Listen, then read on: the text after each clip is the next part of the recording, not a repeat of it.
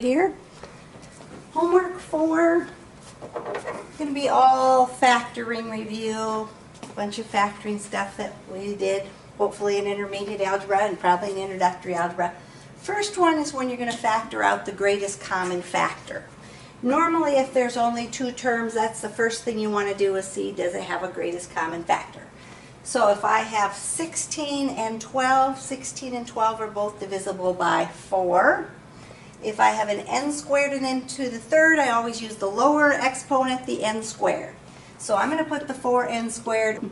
So I'm going to have 4n squared out in front, and then I'm going to divide that out of each of my terms. I'm dividing my coefficients, I'm subtracting my exponents. So 16n squared divided by 4n squared is just going to be a 4. 4n squared times 4 is 16n squared. Negative 12 divided by 4 would be negative 3. I subtract my exponent, so n cubed divided by n squared is just a plain n. And so when you're done, you should be able to multiply it back out and get what you started with, and you shouldn't have anything in common between what's left in the parentheses. So if we look at number 2 there, 15w to the third plus 20x, the only thing those two have in common is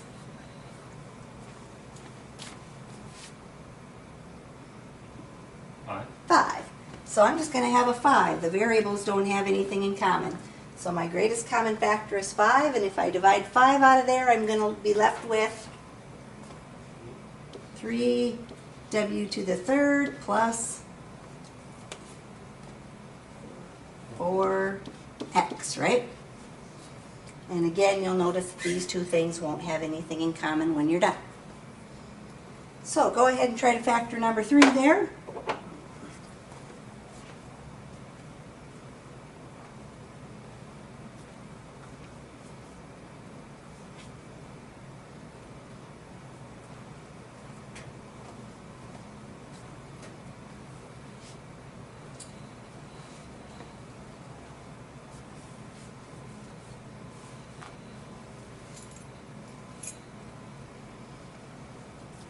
So my greatest common factor on number 3 is just 1a to the second power, right? So just a squared. Don't really need the 1 since I'm going to take out the a squared.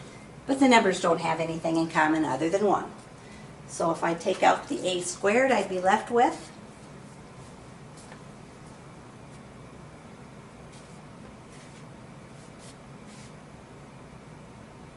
You guys are so talkative this morning. My first term, if I take out a squared, I'm left with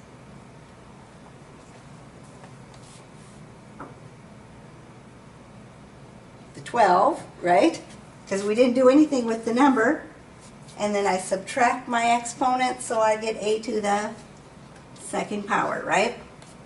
A squared times 12a squared would give me 12a to the fourth.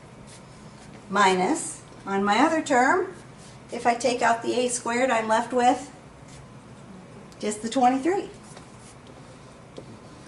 So I have 12a squared minus 23.